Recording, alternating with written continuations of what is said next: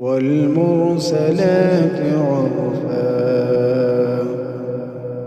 فالعاصفات عصفا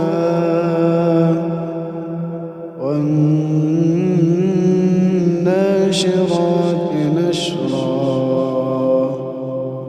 فالفارقات فرقا فالملقيات ذكرا عذرا أو نذرا إنما توعدون لواقع فإذا النجوم طمست وإذا السماء فرجت وإذا الجبال نسفت وإذا الرسل أقتت لأي يوم أجلت ليوم الفصل وما أدراك ما يوم الفصل ويل يومئذ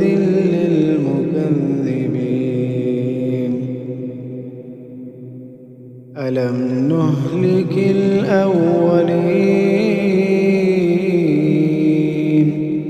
ثم نتبعهم الآخرين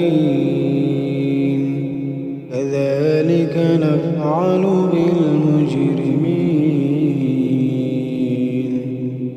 ويل يومئذ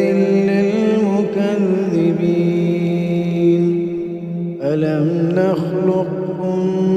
من ماء مهين فجعلناه في قرار مكين إلى قدر معلوم فقدرنا فنعم القادرون ويل يومئذ للمكذبين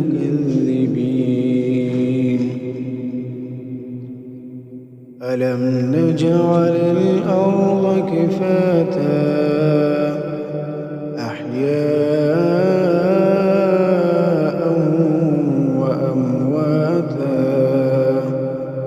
وجعلنا فيها رواسي شامخات وأسقيناكم ماء فراتا ويل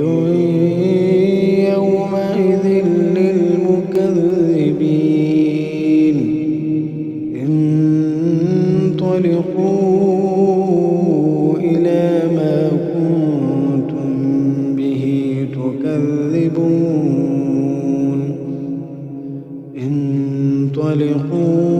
انطلقوا إلى ظل ذي ثلاث شعب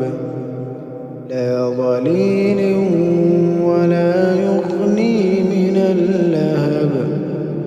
إنها ترمي بشرر كالقصر كأنه جمالة صفر ويل يومئذ للمكذبين هذا يوم لا ينطقون ولا يؤذن لهم فيعتذرون ويل يومئذ للمكذبين هذا يوم الفصل جمعناكم والأولين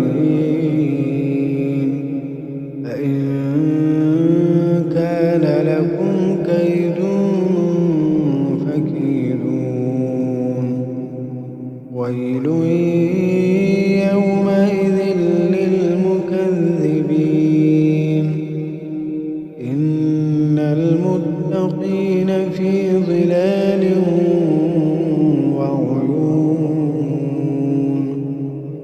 وفواكه